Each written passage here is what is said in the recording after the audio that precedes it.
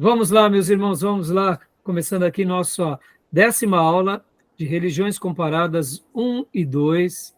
Hoje seria o nosso último dia, mas achamos por bem de termos mais 2 aulas. Ainda teremos hoje e mais a 11ª aula.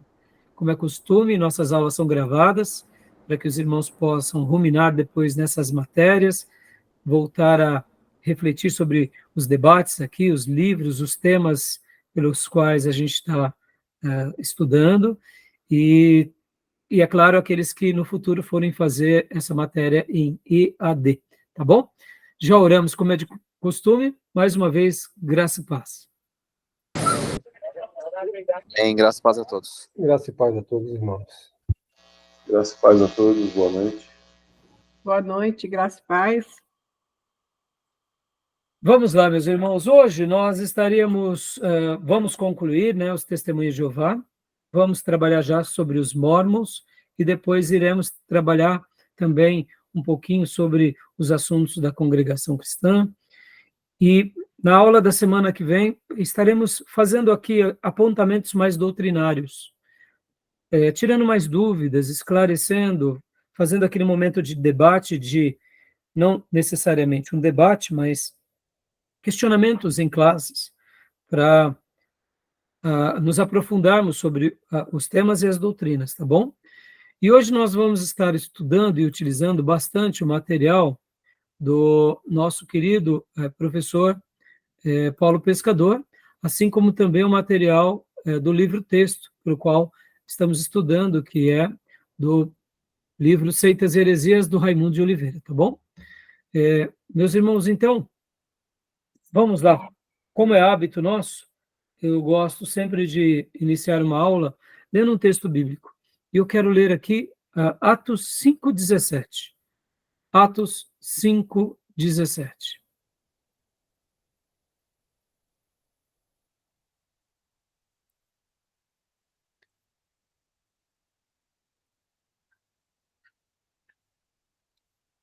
Atos 5:17.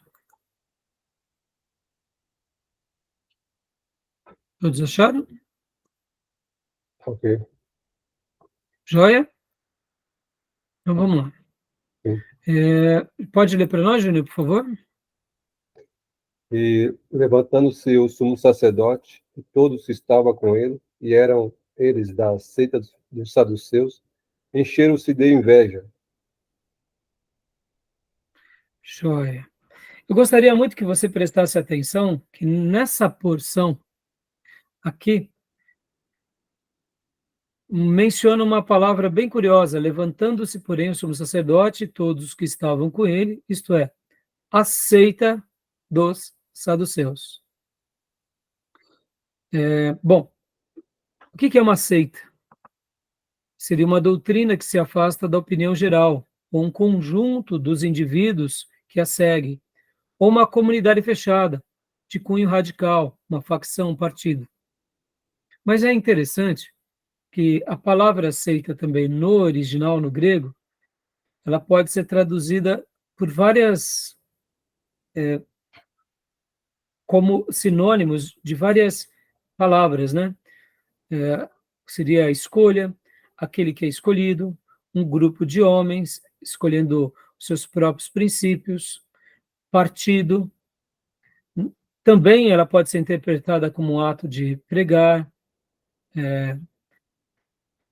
ou seja, essa é uma palavra que usualmente conhecemos muito bem. E quando alguém se refere, olha, fulano é de uma seita. Por que eu quero fazer a abertura hoje, usando até esse termo? Porque essa palavra, mesmo que ela tenha um cunho técnico, ela acabou se tornando uma palavra pejorativa. Pejorativa. Por exemplo, todo mundo que não é da nossa fé é uma seita. Certo ou errado? Uhum. Porque para nós estamos no caminho certo. Quem está no caminho errado, logo é uma seita.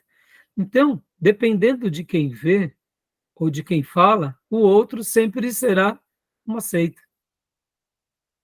Exatamente. Consegue entender? Isso que outro dia eu estava pensando, eu ia até te falar, mas eu fiquei, não era o momento, acho que agora A questão é, como que eles olham para a gente? Será que eles não olham também da mesma forma, como uma Sim, seita? sim. Sim. Podem ver que aqui os saduceus fazia parte de um grupo e os seus próprios, as pessoas ali, podem ver, nos dias bíblicos, tinham os partidos, né? Ou pelo menos os grupos. E dentro dos grupos tinha os fariseus, os saduceus, os zelotes. Então, cada um que não fizesse parte do seu grupo era a parte do outro. É óbvio que talvez nem todo mundo veja de forma pejorativa, mas ao longo do tempo e dos séculos, a gente vai ver que essa palavra ela acaba tendo um significado mais pejorativo. Então, por que eu estou falando isso, né, irmãos? Porque quando a gente olha no Novo Testamento, os discípulos de Jesus e o próprio Jesus e João Batista, eles eram vistos também como um seita, porque eles não Sim. faziam parte do que? Da igreja dominante. E quando a gente vai ler, por exemplo, outros textos ainda de Atos, abra para nós, Júnior, por gentileza. Atos 9, 2.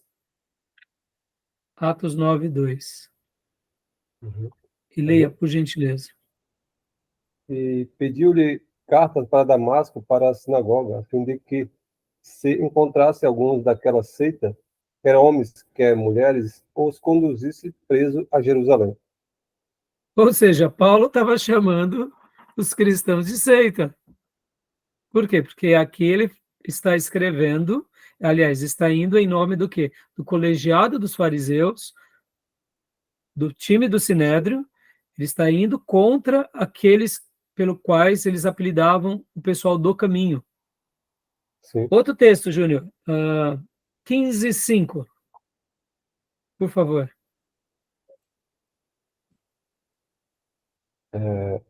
E alguns, porém, da seita dos fariseus, que tinham crido, se levantaram dizendo que era mister circuncidá-los e mandar-lhes que guardasse a lei de Moisés.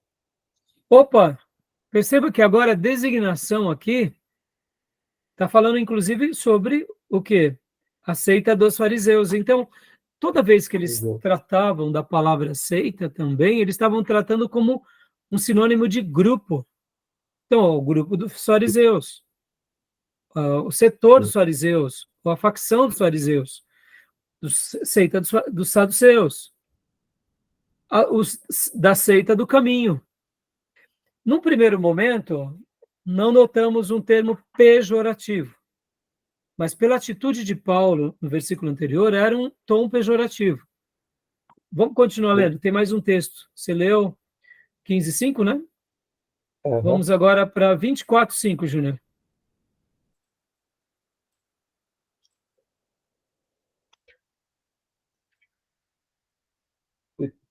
Temos achado que este homem é uma peste e promotor de sedições entre todos os judeus, por todo o mundo, o principal defensor da seita dos nazarenos. Aqui, ou seja, aquele que era o perseguidor da seita, agora vira o principal da seita. É uma peste ainda. Aí ainda recebe até um, um adjetivo bem curioso, né? Ele era perseguidor, agora ele é o principal daquela e ainda é uma peste. Vamos continuar. Agora 24:14. Por favor, Júnior.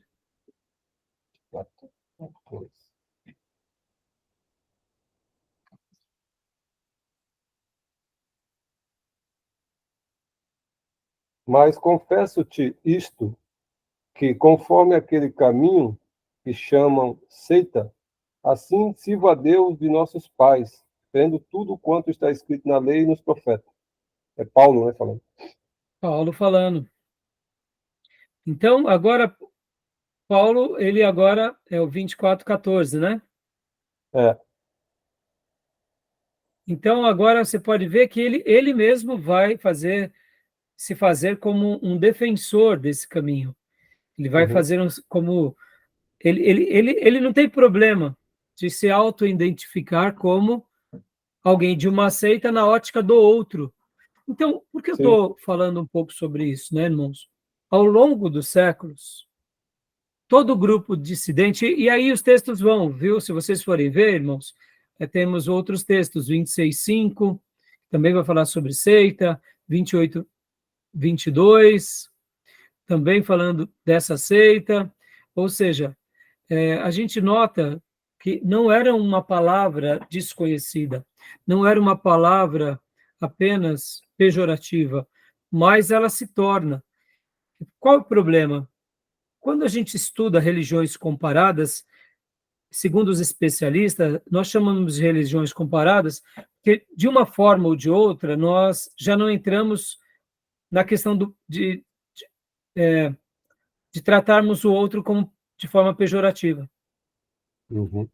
Didaticamente, religiões comparadas é mais suave, e mais educado, e mais, eu diria, diplomático.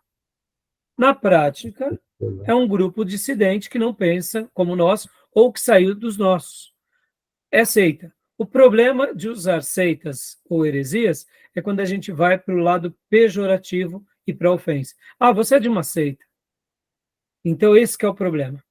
Mas eu quis fazer essa abertura aqui só para mostrar que, curioso, nós começamos semana passada falando do Adventismo, fomos para o TJ, e essas igrejas praticamente nascem dentro do protestantismo raiz, em momentos de grande avivamento.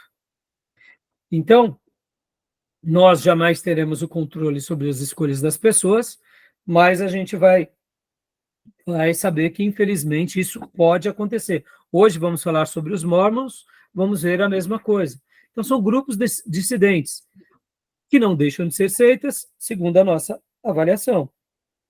Por outro lado, ao tratarmos de religiões comparadas, acabamos sendo menos agressivos, né? Mas não seria errado usar o termo, até porque é bíblico. Paulo se incluía quando falava com os outros, dizendo, não, eu sou daquilo que vocês chamam ser a seita do caminho. O interessante é que quem está no caminho certo não teme certos nomes, cognomes, certos apelidos, né? Porque ele sabe em quem ele tem crido. Agora, de qualquer forma, fiz questão só de tratar isso, porque estamos aqui na aula de religiões comparadas, e didaticamente esse termo é melhor. Mas não que o outro termo, como seitas e heresia, seja errado. Tá bom, meus irmãos? Tudo bem? Okay.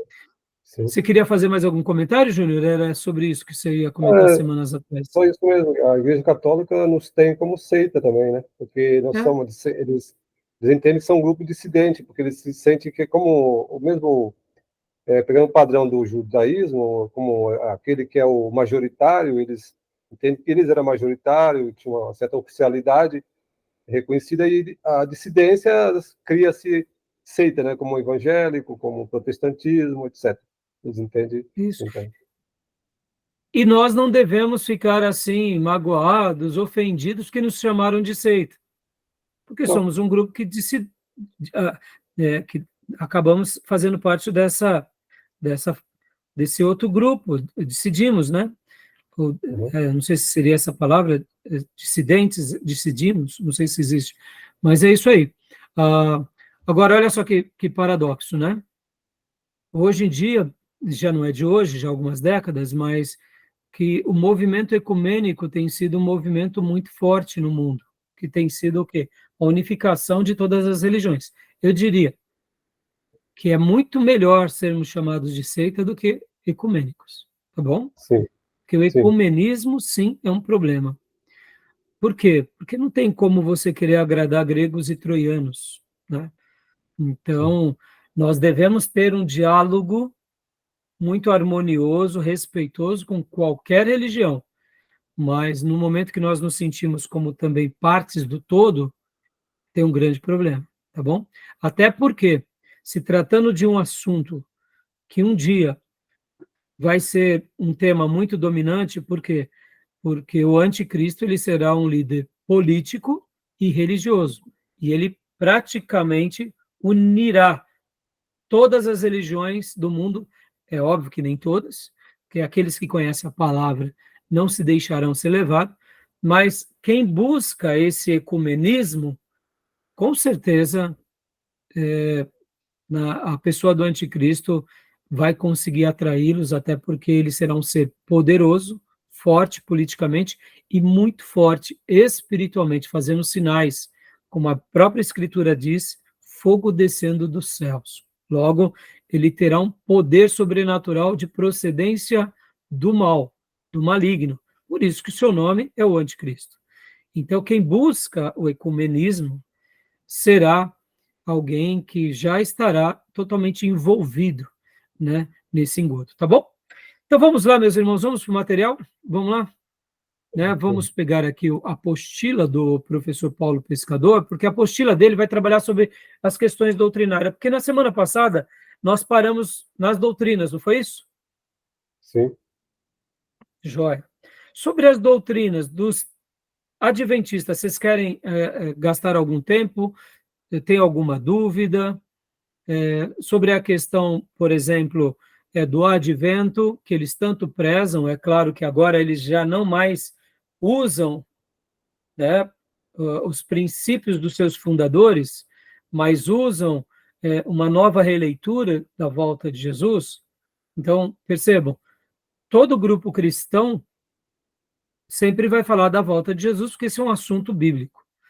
Mas sobre aquelas questões, as datações erradas, as voltas de Jesus, que nunca se concretizaram, alguma dúvida? Sobre a questão do sábado, sobre a questão de ser vegetariano, sobre outras questões que eles abordam, vocês têm alguma dúvida? Querem algum esclarecimento?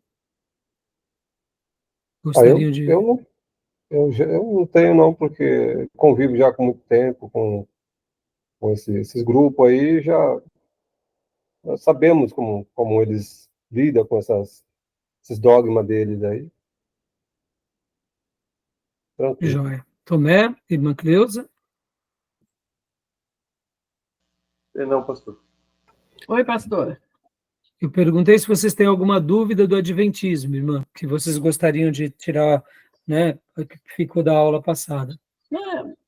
Dúvida eu não tenho, pastor. Do tempo que eu fiquei lá, eu só não concordava com duas coisas mesmo, mas do restante eu não... Está bem esclarecida, né? Sou bem esclarecida quanto a isso. Então, tá bom. Maravilha. Então, vamos então agora para a parte dos TJs. Da aula da semana passada, alguma dúvida dos pontos que a gente colocou? Vocês lembram de alguma coisa? Tem alguma pergunta? Não vou reclamar. Eu também estudei Testemunho de Jeová há 3 anos. Então a irmã está bem, vamos dizer assim, está bem familiarizada, né? Mas faz muito tempo, né? Faz muito tempo. Meus filhos eram todos pequenos. Tomé era um guri. Mas todos eles estudavam, todos. Aí quando eu saí, saiu todos. Entendeu? Entendi. Então, mas nenhuma dúvida, né? Então, vamos... Não, pastor, não tenho dúvida, Joia. Pode. Maravilha. Deixa eu ver aqui. Olha que legal. Vou colocar algumas coisas a mais aqui.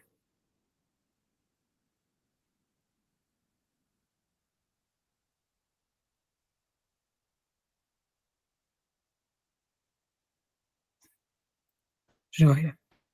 Então, vamos lá. Estão vendo a tela aí? Testemunha de Jeová? Sim. Joia. Então, vamos lá.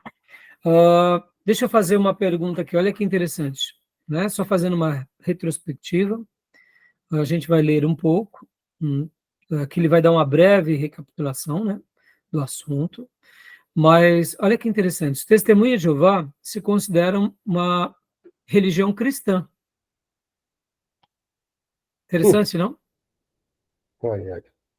Eles se consideram uma religião cristã. Mas a sua temática foge do cristianismo bíblico. E o ponto mais agravante de todos foi aquele pelo qual terminamos semana passada, até mesmo lendo no site deles, quando foi feita a pergunta se eles criam, né, em Jesus Cristo. Lembra disso? E aí aquele site dizia sobre Eles, inclusive,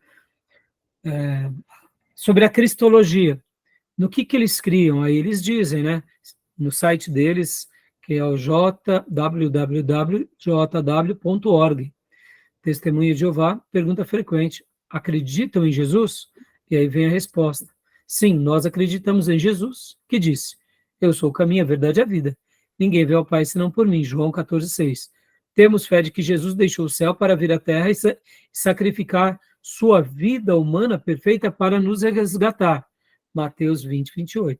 Sua morte e ressurreição abriram caminho para que as pessoas que exercem fé nele recebam a vida eterna. João 3,16. Também acreditamos que Jesus já está governando como rei do reino celestial de Deus, que em breve trará paz à terra inteira. Apocalipse 11:15. Mas, ao mesmo tempo, acreditamos no que Jesus disse: o Pai é maior do que eu. João 14:28. Por isso, não adoramos a Jesus, nem acreditamos que ele é o Deus Todo-Poderoso. Olha como eles são, eles se contradizem. Eles falam algo, ao mesmo tempo, eles acabam negando o que eles acabam de dizer, porque, olha, se eu digo que creio, como eu creio, de fato, se eu, ao mesmo tempo que estou dizendo que creio, faço uma afirmação sobre tudo isso que eu acabei de ler a vocês, que vou estar compartilhando agora, né? Então, percebam, por que eles, de fato, acabam até, irmãos, olha que interessante, por que eles acabam até dizendo que creem em Jesus dessa forma ou daquela forma? É óbvio, eles não poderiam jamais, olha aqui está o compartilhamento, tá? Tudo que eu acabei de ler está aqui, nesse endereço, e aqui, olha aqui, ó. Por isso, não adoramos a Jesus, nem acreditamos que ele é o Deus Todo-Poderoso. Só aqui, irmãos, uma pessoa coerente veria vários pontos de contradição. Eu sou o caminho, a verdade e a vida, ninguém vem ao Pai senão por mim. Temos fé de que Jesus deixou o céu para vir à terra e sacrificar a sua vida humana perfeita para nos resgatar. Ou seja, se ele é o resgatador, somente Deus é o resgatador, somente Deus é o salvador. Então, aqui, ao mesmo tempo, sua morte e ressurreição abriram o caminho para que pessoas que exercem fé nele recebam a vida eterna. O único que concede vida eterna a alguém é Deus. Então, percebam como eles se contradizem. Agora, se eles negassem esses versículos e muitos outros, eles teriam que rasgar praticamente o Novo Testamento, né? E por que eles não adoram a Jesus? É óbvio, porque essa é a maneira pela qual eles vão adorar apenas a Jeová. Por isso que também eles são considerados como unicistas, ou seja, para eles Deus é um, num sentido de uma única pessoa, que é a pessoa do Pai. Por isso que eles vão dizer que Jesus é o Filho de Deus, é Deus, mas é um Deus menor, e o Espírito Santo é a força ativa de Deus. Então, terminamos aqui semana passada, né? E então agora a gente vai voltar aqui para o material do pastor, professor Paulo Pescador, que eu acho que vale a pena a gente começar a ler. Diga, Júnior. Esse texto aí que ele cita, esses daí são os menos nocivos para a fé cristã, quem tem um embate com eles. Eu acho que esses são menos ofensivos. Eu acho que esses a gente consegue rebater muito bem. Acho que tem um texto, um versículo que ele cita, que esse que é o mais, ainda tem como rebater, mas eu acho que é o que mais enfatiza essa ideia deles. É o versículo, João 17, versículo 3. Acho que é esse é o... Os mais contraditórios, né? Sim, não, existem muitos outros. Eu só quis comentar, Júnior, sabe o quê? Que eles, né? Olha só que interessante. Eles tentam falar que Jesus fez tudo isso e depois eles dão um tiro no pé, dizendo, olha, ele é tudo isso, ele abre caminho, ele reina, ele salva concede salvação, mas nós não o adoramos. Porque no momento que eles adorassem Jesus, eles estariam declarando que Jesus é Deus. Então, essa é a prova de que, para eles, de fato, Jesus não é Deus, né? Por isso que eles dizem, por isso não adoramos a Jesus, nem acreditamos que ele é o Deus Todo-Poderoso. Ou seja, ele tem características e atributos da divindade, mas o Todo-Poderoso é só Jeová. Logo, nas entrelinhas, eles também praticam uma contradição, né? Porque se Jesus também é um Deus inferior, é Deus também. Então, assim, você vê que salada que se lembra, né? Tá bom? Beleza? Tudo bem até aí? Tranquilo? Jesus foi adorado, Então, né? vamos lá. Hã? E Jesus foi adorado. Pois é, né?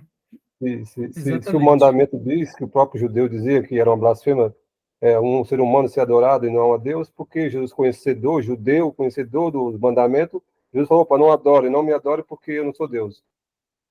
Ele podia ter falado isso. Exatamente, Júnior. Né? Então, vamos lá. Tomé, leia para nós, Testemunhas de Jeová, vamos fazer uma breve síntese aqui, tá? Depois, se vocês quiserem também fazer algum comentário e trazer alguma informação do livro-texto, de algum outro material que chamou a atenção, vamos enriquecer aqui a nossa aula, tá bom? Tomé, leia para nós, filhote, por favor.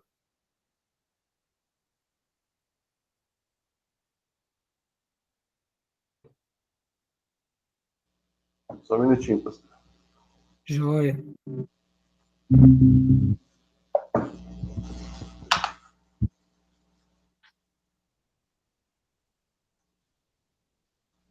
Tá dando para ver aí, Tomé?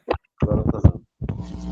Grande parte do presente capítulo será baseada no módulo 4 do curso de Teologia da Faculdade Bethesda. A seita que tem esse nome é falsa e anticristã. Falsa porque desobedecer a Bíblia e, na realidade, deturpa e mutila os ensinamentos.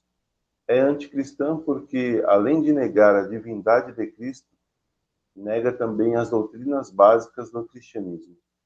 Essas frases do professor Paulo Pescador, né, citando aqui a fonte de onde eles se basearam, ela é muito oportuna. É muito oportuna. Além de ser falsa, é anticristã. Irmãos, todos nós, em tese, somos testemunhas de Cristo. Podem ver. O que é ser um discípulo de Cristo? É ser testemunha de Jesus. Né? Não tem como ter cristianismo sem ser testemunha dele. Então, Joia também pode continuar para nós, por favor. Presidentes, rapidinho, a gente já deu uma vista semana passada, né? Charles Taze Russell, 1852 a 1916, fundador da seita, averso à doutrina bíblica do inferno. B. Ensinava que a totalidade da igreja havia se apostatado e que ele restauraria o cristianismo primitivo.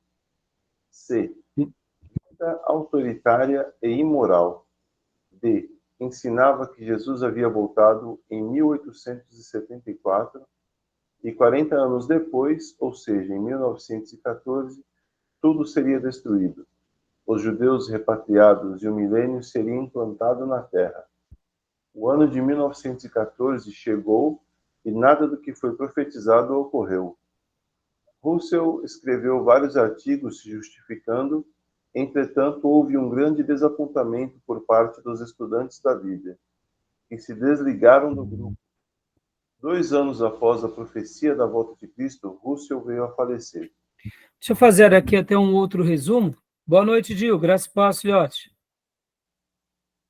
Graças a paz, pastor. Graças a paz, irmãos. Graças a paz. Então, só fazendo uma recapitulação, lembram que os TJs, eles nascem de uma forma direta e imediata, vamos assim dizer, pela influência dos adventistas.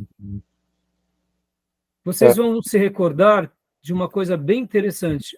Quando nós trabalhamos no material dos adventistas, o Miller, que também é chamado, os adventistas, é chamado de millerismo, né? vocês até comentamos na última aula, que depois dele datar várias vezes a volta de Jesus e nada ter acontecido, ele acaba praticamente se arrependendo de fazer as suas defesas, fazer as suas teses, e segundo alguns historiadores, ele até volta para a sua igreja de origem. Só o que acontece, irmãos, olha que interessante. 30 anos ele ficou falando sobre a volta de Jesus. 30 anos ele ficou marcando datas e remarcando datas, e durante 30 anos o assunto do advento foi inflamando multidões.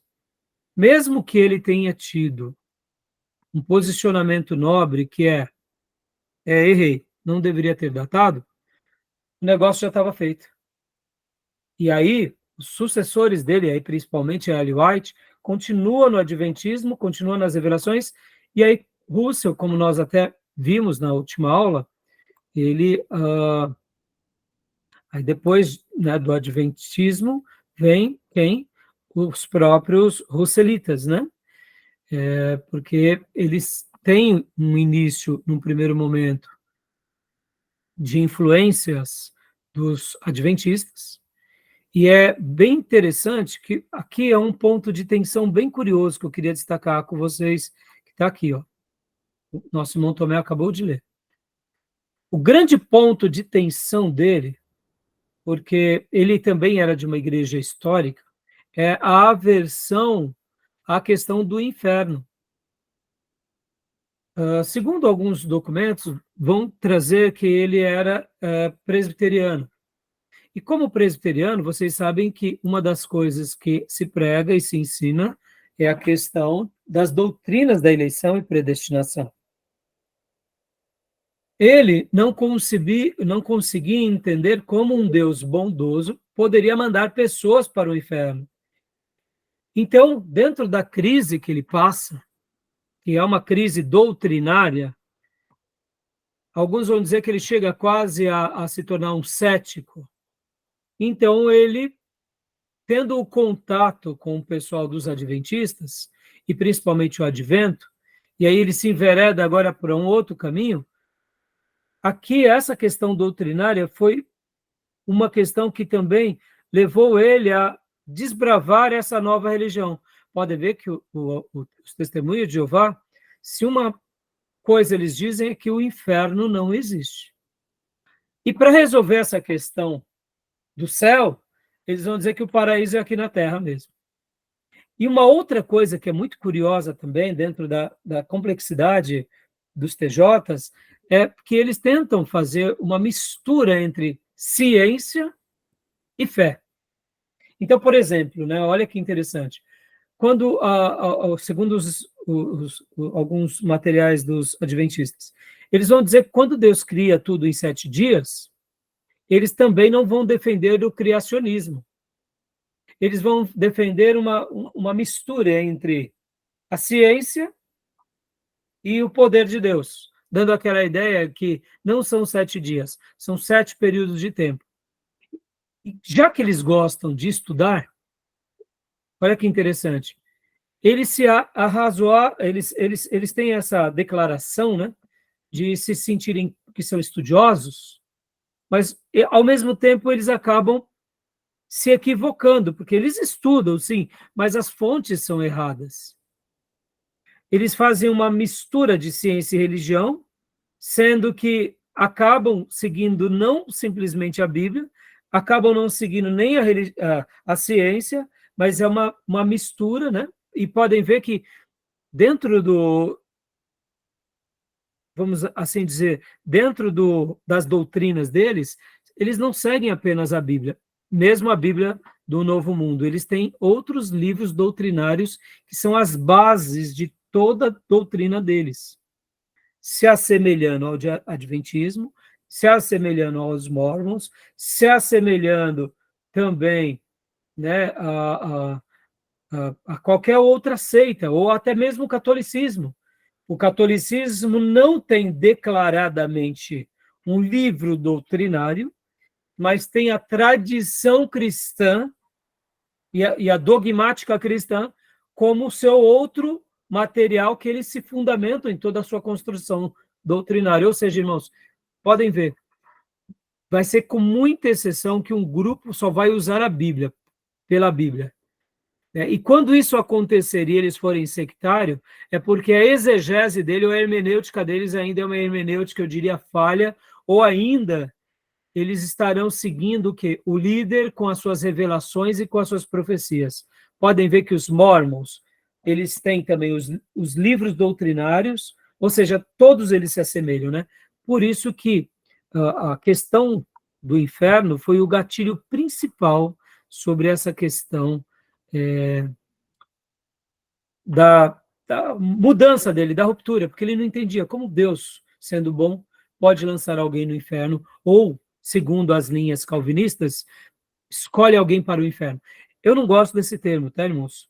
Porque aí essas palavras, mesmo que sejam definições calvinistas, e nós compreendamos, por ter um apreço, um respeito pelo movimento calvinista e reformado, certas palavras e certos jargões são pensamentos teológicos mais nossos, mas quando falamos, né, Deus elegeu uns para o céu e elegeu outros para o inferno, nós quase que colocamos na Bíblia palavras que lá não se encontram. Mesmo sabendo que, de uma forma ou de outra, a Bíblia mostra certas verdades, mas não com essas palavras. Quando colocamos palavras que na Bíblia não tem, nós acabamos, direto ou indiretamente, gerando mais dúvida nas pessoas. Por isso que eu gosto e uso sempre a expressão, deixe a Bíblia falar. Porque quando ela fala por si só, ela se basta. Tá bom, meus irmãos? Tudo bem? Alguma pergunta, alguma dúvida? São interpretações, né, perigosas. Exatamente. Então, exatamente, Júnior. Olha, nós entendemos, nós interpretamos, essa é a nossa leitura. Mas na hora que nós falamos Deus faz isso, é como se nós estivéssemos quase que dizendo um texto bíblico. E nós só podemos usar essas terminologias com os textos sagrados. Por quê? Qualquer leitura nossa, irmãos, ela pode ter um viés nosso, uma tendência e um erro, por mais bonita que naquele contexto seja, né? Tá bom? Tudo bem, então, até aí? Tranquilo? Joia? Bom, vamos lá. Tomé, continua para nós, aí vem o outro. 2 anos antes, então, da profecia se cumprir, pode ver também outras coisas, irmãos. Eles começam de novo a datar a volta de Jesus. Quando nós estudamos a quantidade de vezes que tanto os adventistas quanto os TJs, eles datam a volta de Jesus, irmão, absurdo. Só aqui, irmãos, eles têm matéria-prima para começar tudo do zero. Lembrando, irmãos, lembram que eles eram chamados de grupos de estudo bíblico? Então, naquele período, eram várias ramificações, como nós aprendemos nos gráficos do professor Sidney, semana passada. Então, aí eles tomam o nome de serem chamados Testemunhas de Jeová.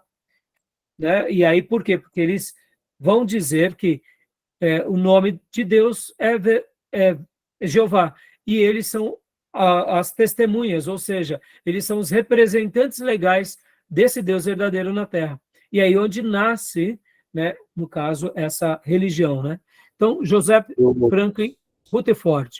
Aí a gente leu também, né, semana passada, lembra? Pode falar, Ju?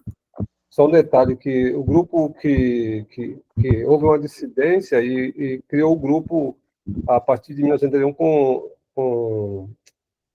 com Charles Taze Russell, criou o nome e a denominação Testemunho de Jeová. O grupo estudante da Bíblia, eles não concordam com toda essa doutrina que eles criaram. Que foram, então, e aí, né, Júnior, você vê a força. Aí eu faço uma pergunta, sabe, Júnior? Sabe qual é a pergunta que eu faço? Olha só que interessante. Quando nós vimos há pouco, né, aqui até no material que apresentamos semana passada aqui, quando nós chegamos aqui no William Miller, que ele cai em si, por que esse grupo aqui, nos dias de Ellen White, não tiveram o mesmo posicionamento? Aqui fica uma pergunta que eu não tenho uma resposta, admito. Mas a mesma coisa a gente vê também aqui com as Testemunhas de Jeová, porque há suas separações, né? Há as suas divisões, Lembra? Inclusive está aqui, ó, primeiro cisma, segundo cisma e o terceiro cisma. Movimento missionário, lar de leigos, estudantes da Bíblia e associados, testemunhas de Jeová, Sociedade Torre de Vigília, é aqui que nascem os TJs, e livres estudantes da Bíblia, que acabam, né, não... Você percebe que são vários grupos, que eles não voltam atrás. O que vocês acham? Vamos especular, que é especulações nossas. Por quê? Tanto entre os adventistas quanto entre os TJs e os outros, por que eles não voltam atrás? O que vocês acham? Vamos ser frio aqui, calculista. O que vocês acham? Reconhecer o erro e desconstruir tudo aquilo que eles já falaram e que eu acho que se sofreria um dano maior, talvez seja isso que eles pensam. Mas aí, né, Gil, seria errado ter esse gesto de humildade? Não, né? Não. Mas é Não seria, na vergonhoso? verdade, seria honroso da parte deles. Seria honroso para nós. Mas, vamos lá. É honroso para nós que somos maduros, seminaristas, estamos aqui buscando a Deus, né? Mas vamos pensar assim, depois de um estrago, será que a pessoa vai ter essa humildade de fazer isso? Eu penso assim, Vamos lá. se foi uma pessoa que saiu do meio de nós, que conhecia o Evangelho, ele se afastou e foi enveredado por uma seita, por essa concepção doutrinária dessa religião, pode aquela questão dele retornar, de fato, ele se arrepender e abandonar. Mas eu digo daqueles que nunca conheceram. Aí criou-se uma doutrina que sedimentou, né, nas pessoas, naqueles que não era nem conhecer o evangelho, que era do mundo, né? Então esses é muito difícil, né? Agora aqueles que você fala, aqueles que foram tiveram a fé cristã, viveu a fé cristã há muito tempo, conheceu o evangelho e tal, e de repente ele foi enveredado e agora participa dessa seita. Sim, sim. Há uma Não, probabilidade são pontos de vista muito bons, né? O do Gil, o seu. Mas sabe por que eu fiz essa pergunta? Eu não vou gastar muito tempo aqui não, mas eu estive pensando comigo. É verdade, poderiam ser humildes, mas, poxa, e agora vamos fazer meia-culpa? Já crescemos tanto. Então deixa eu sair sozinho, como você falou, Júnior. Muitos foram inseridos, eles creem de todo o coração, então eu vou agir contra eles. Mas enquanto eu pensava, irmãos, é uma especulação minha, tá? Lembra que a gente tratou desde o começo do catolicismo romano, as influências políticas, as influências, muitas vezes, com o Estado, as cisões que acontecem na própria Igreja Romana, católica romana e ortodoxa, que é questão política. O que eu noto nesse momento? Eu particularmente, eu vejo que é uma pseudopolítica. O negócio cresce tanto que, querendo ou não, tem muita gente que acaba tomando proveito de tudo isso interesse, né? e, num primeiro momento, não é politicamente correto. Tem pessoas que são genuínas, que creem de todo o coração, sim, mas um império já se construiu atrás. Interesse, né? Né? Então, esse é um pensamento que me veio também, eu não posso julgar ninguém, então por isso que eu estou dizendo, é uma especulação. Mas nem todo mundo, sabe, Gil e Júnior, irmãos, será que nem Paulo, que vai cair em si e vai falar, não, eu vou voltar da estaca zero. Não vai ter essa hombridade. Porque ele sabe que no momento que tem essa hombridade, vai ter uma perseguição medonha, né? E tem outra também, né? A questão seguinte também que a gente tem que pensar, né? Aqueles que o Senhor tem mesmo para salvar, uma obra de salvação, Deus vai iluminar para que ele se arrependa e saia desse engodo, né? Porque é mais uma ideologia também, né? Sim, sim. Né? Então, eu só quis especular, irmãos, porque eu acho assim que pode ter muita coisa, mas eu acho que a questão também da política, essa questão da arrogância, essa questão da... Não vou dar o meia-culpa, até porque Eu não sei, fica aí um pensamento, na eternidade a gente vai ver isso, não quero julgar ninguém, mas é complicado, né? Por que eu estou falando isso, irmãos? Indiferente de qualquer coisa da nossa vida, a gente tem que sempre ser humilde e conservar o nosso coração, como fez Paulo. Paulo, na estrada de Damasco, deu uma meia volta. Quantos foram os líderes religiosos que deram meia volta? Eles tinham dúvida de Jesus. Nicodemos é um grande exemplo disso. Ele deu meia volta. Então, né, que Deus nos ajude para que a gente, se em algum momento da nossa vida a gente começar a flertar com algo errado, que a gente possa dar meia volta, que a gente possa começar do zero.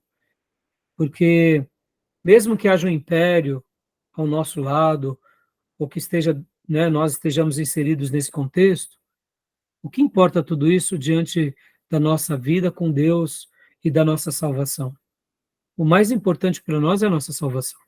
Eu acho que as pessoas acabam se prendendo na religião e esquecem da salvação, né?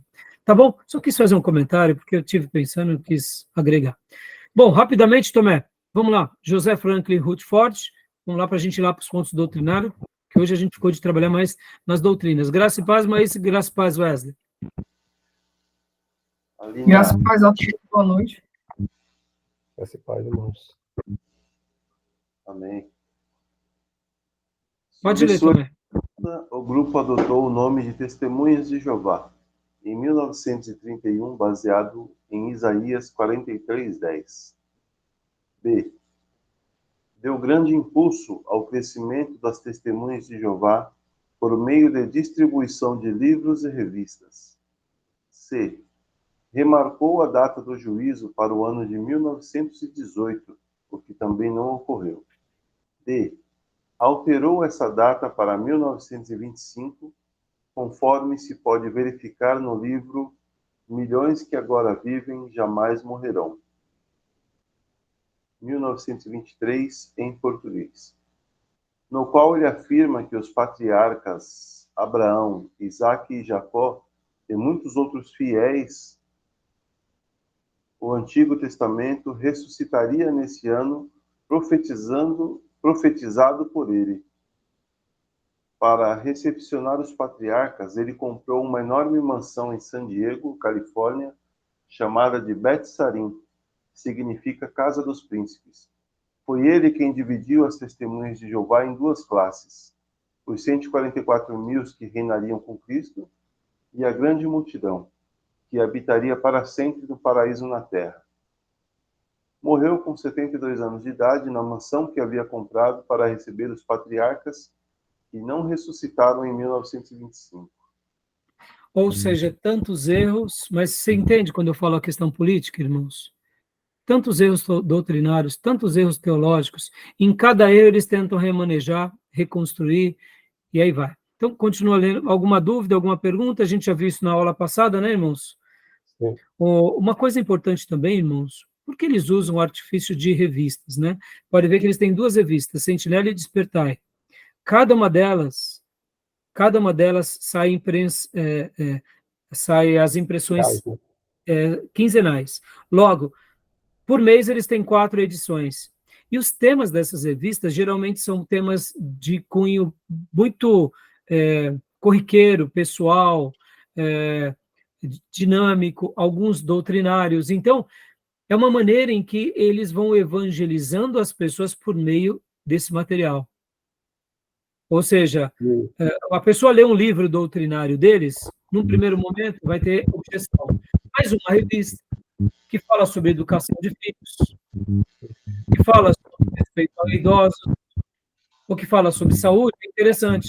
E aí é essa forma que eles vão, ali aos poucos, fazendo o seu proselitismo. Aí as pessoas vão tendo contato com eles, depois de algum tempo, eles vão e levam as pessoas para o Salão do Reino, e ali vão doutrinando as pessoas aonde? Nos livros doutrinários, e não na Bíblia. Lembram daquela parábola que eu fiz com vocês, da criança que sofre um náufrago e cresce numa ilha, e depois ela cresce sozinha, ela dentro dos escombros do barco, ela pega uma Bíblia e durante toda a sua infância e juventude, ela já era alfabetizada, ela lê só a Bíblia. Vocês lembram disso que eu contei em certa ocasião? Não? Quem lembra? Quem não lembra? Quem nunca ouviu? Então, rapidamente, há uma história, claro, é uma ficção, de uma criança que estava com seus pais num navio e, de repente, houve um náufrago, uma grande tempestade. E ela se segurou nos escombros e conseguiu sobreviver. Ela acabou parando numa ilha. E os pais dela, junto com os outros tripulantes, morreram. E dentro dos destroços, ela achou algumas caixas, e dentro das caixas tinham roupas e um livro, e esse livro era a Bíblia. Como ela já era alfabetizada, ela ficou com a Bíblia durante muitos anos. Passaram-se 5, 7 anos, e ali naquela ilha ela sobreviveu. Depois de ler tantas vezes a Bíblia, porque a Bíblia era a única companheira dela, acharam essa criança, e quando notaram, essa criança, ela tinha tomado uma decisão de fé. E ela tinha se tornado o quê? Uma cristã. E aí a pergunta que fica é: por que essa criança não se tornou uma católica apostólica romana? Por que essa criança não se tornou uma católica ortodoxa grega? Por que essa criança não se tornou adventista, nem uma testemunha de Jeová, nem um mórmon, nem de nenhuma outra seita? Porque para você se tornar adepto de qualquer uma dessas religiões, você precisa dos livros de doutrinas deles. É simples. Lendo somente as escrituras, você não se torna. Lendo somente as escrituras, você se torna um cristão. Mesmo lendo todo o Velho Testamento e o Novo Testamento várias vezes, ela poderia ter uma indução ao judaísmo, mas é natural que ao ler o Novo Testamento ela se torne o quê? Uma cristã.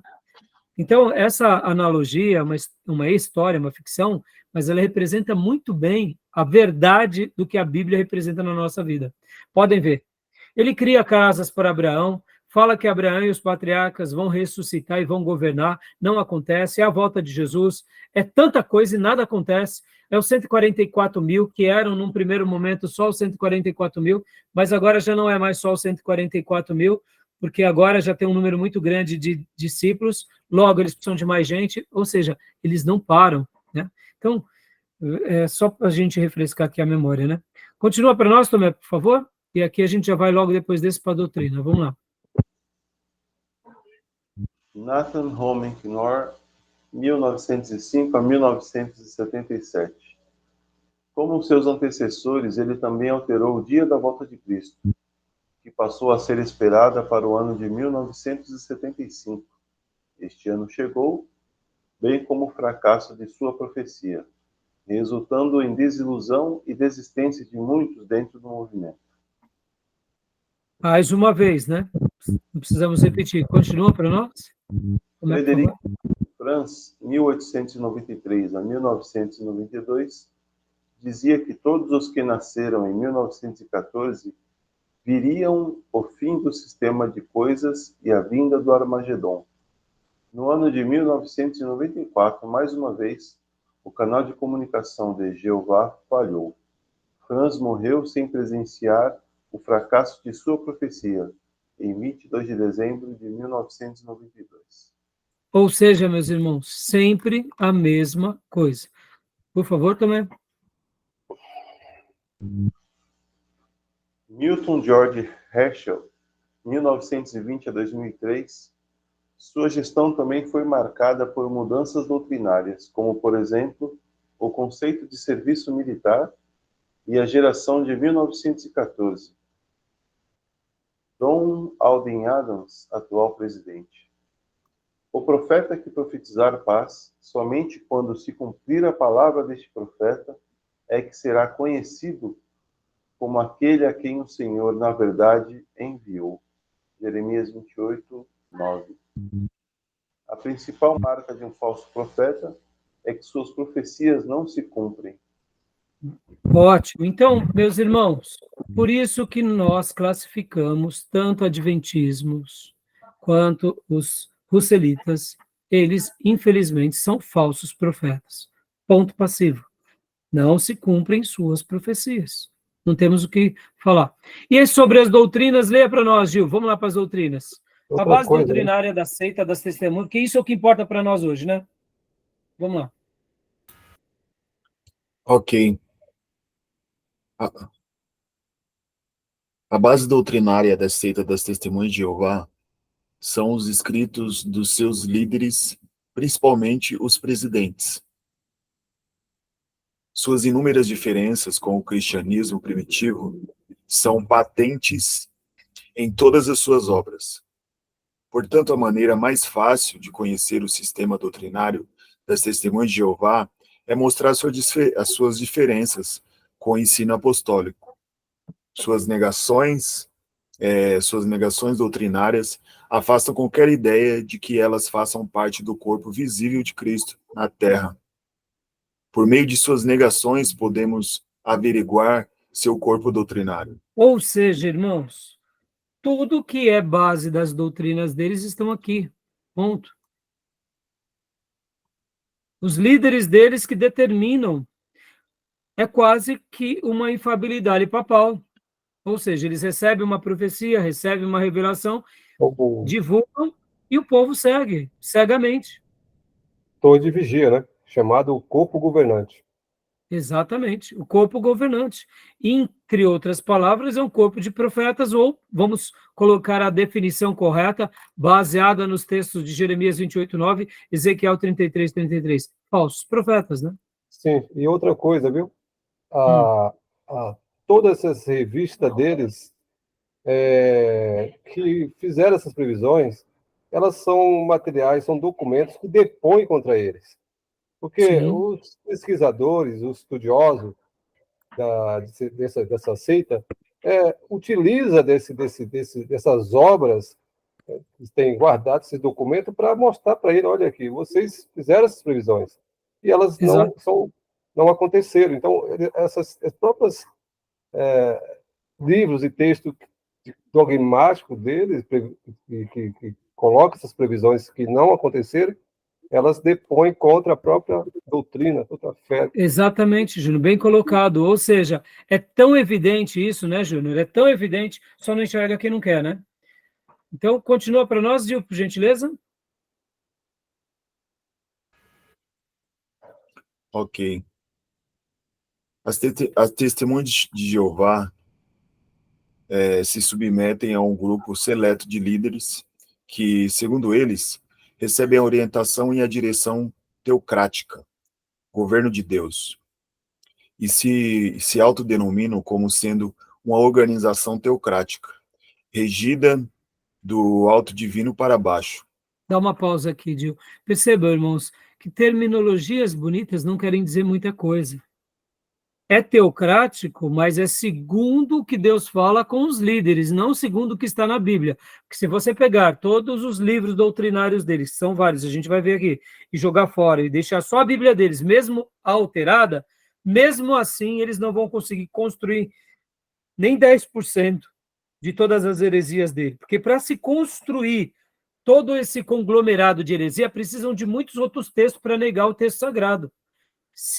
Como eu disse na última aula, se você pegar a própria Bíblia dos TJs e ler com eles, e falar para eles lerem somente aquela Bíblia, muitos TJs deixam de ser TJs e se tornam cristãos. Porque chega um ponto que eles acabam vendo que tudo que eles aprenderam por meio das revistas e dos livros doutrinários não se sustenta na Bíblia.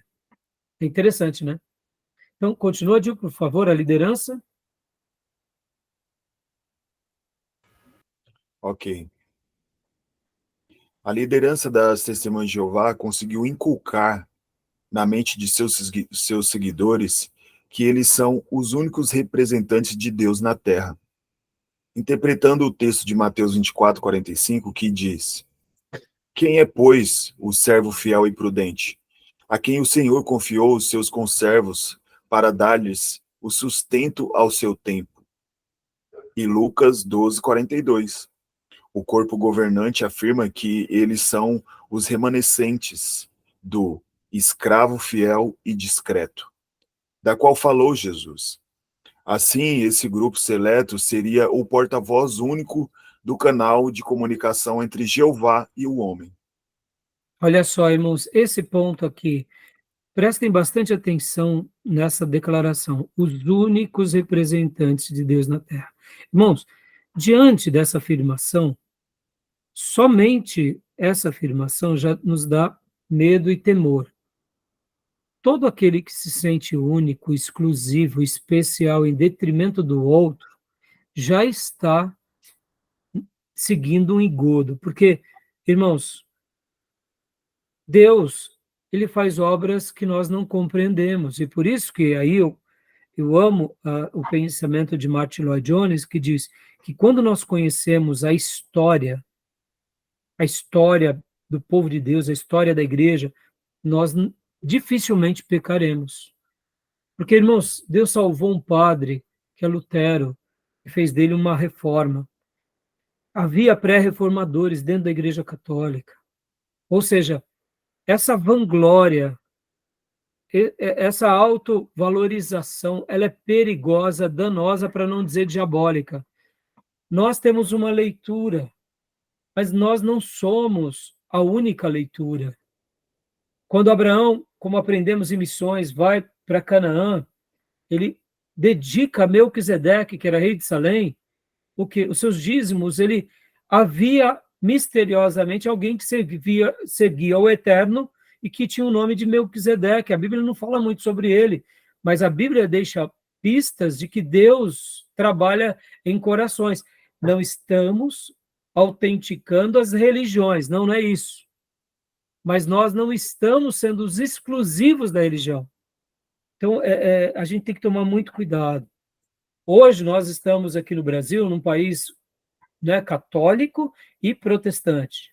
E quando olhamos o número de militantes, de fato, o nosso país é mais protestante, evangélico, do que católico, porque católico é mais nominal, mesmo que hoje os protestantes e evangélicos, principalmente os evangélicos, né, que há uma diferença entre protestante e evangélico.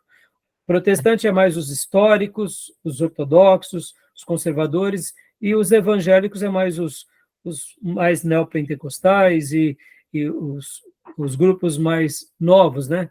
Mas, assim, diferente da terminologia, olha que interessante, a gente tem uma leitura, mas nós não somos o grande intérprete. A gente tem que tomar cuidado, porque supondo que Deus derrame o avivamento no nosso país, e a gente vive esse avivamento por 20, 30 anos, a gente se considere os únicos eleitos de Deus na Terra. Percebam, irmãos, o diabo, ele tenta nos tirar do caminho, fechar os nossos olhos ao Evangelho, ou quem sabe, depois que estamos no Evangelho, ele tenta nos tirar os olhos do verdadeiro Evangelho, ou de repente ele tenta criar um atalho no meio do Evangelho.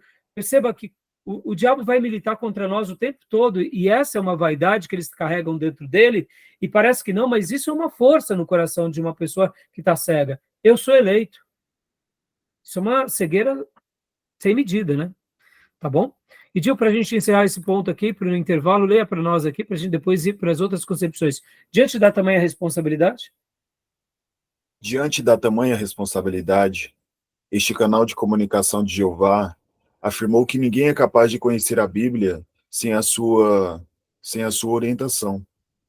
É bom que se saiba que o texto fala sobre o servo fiel e discreto. Mateus 24:45, Lucas 12:42. É uma parábola de exortação à vigilância, e não a uma profecia que se refere a cristãos individuais.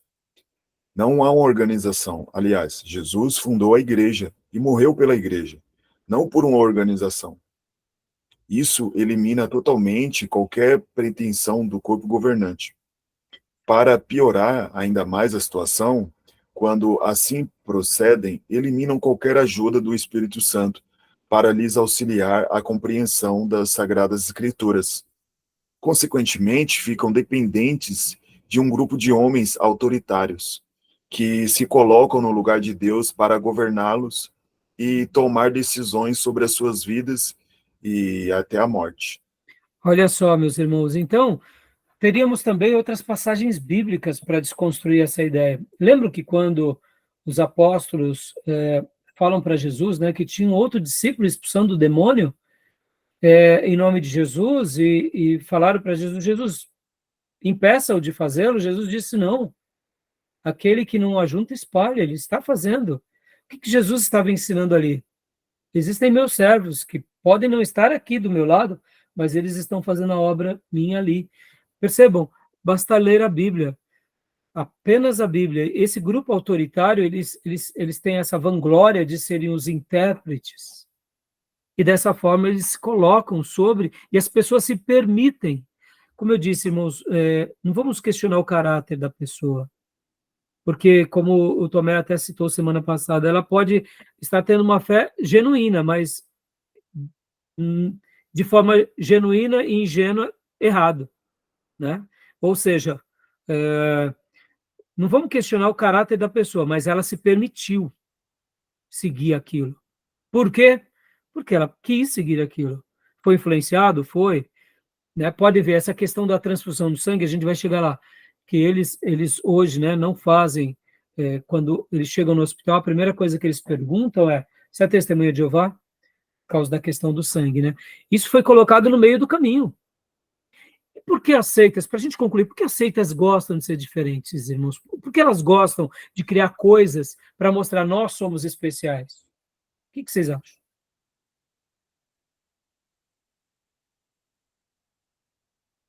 O que vocês acham? Isso assim? chama mais atenção e traz aderência de novos adeptos, né? O que mais? Esse vislumbre de coisa nova. Olha, nós somos os especiais, aqui tem a revelação de Deus verdadeira, nós somos os Exatamente. verdadeiros filhos de Deus. Acredito Exatamente. que isso traz mais adeptos a eles. Exatamente, porque Deus continua falando.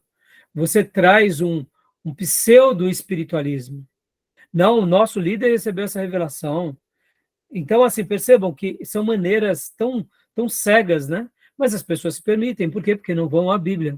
Porque se fossem na Bíblia, eles veriam que não tem base, não tem sentido. Pelo contrário, só tem negação, né?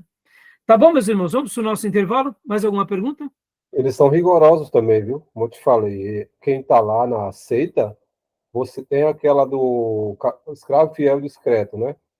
Se você, lá tem meta. Se você não faz as visitas, se você sai a campo, você é um servo mau, inútil, e você sofre represália lá. Sim, E porque se você uma vez for desligado, você sair deles, você sofre os também. familiares, você sofre, a família não fala com você. Sim, você literalmente é um herege que merece ser desprezado. Essas represálias, Júnior, também são artimanhas de seitas. Sim. Né? Podem ver que Jesus tinha acabado de beijar, Jesus tinha acabado de falar com Judas, Judas estava possuído pelo Satanás lá na ceia, e foi fazer as coisas, e depois Judas vem e beija Jesus, Jesus não dá um tapa em Judas. Jesus permite com que um beijo recebido e dado ali, ele fosse traído por Judas. Então, percebam, essas maneiras de metas, de humilhação. Aí outra coisa, já que você tocou no assunto, Júnior, como a salvação está atrelada a obras, Exatamente. A obra. então eles precisam fazer as visitas e eles precisam fazer a evangelização. E a gente vai falar já sobre um pouco sobre isso, mas percebam, irmãos, como que essa questão da exclusividade, da inovação, juntamente com esse corpo governante, seleto, de autoridade divina, que Deus fala com eles e estabelece sobre. Percebam que tudo isso. Agora, imagine o que não acontecia com eles naqueles dias em que Jesus iria voltar. Pelo amor de Deus, como que não deveria ser o clima? Jesus está voltando e nós somos parte. Imagina o envolvimento emocional e, para não dizer espiritual, por parte do maligno, porque o maligno que toma proveito dessas coisas, né? Tá bom, meus irmãos? Então vamos para o nosso intervalo? Vamos lá? Ok? Então eu vou parar aqui a nossa gravação, tá bom? E a gente volta em instantes. Então.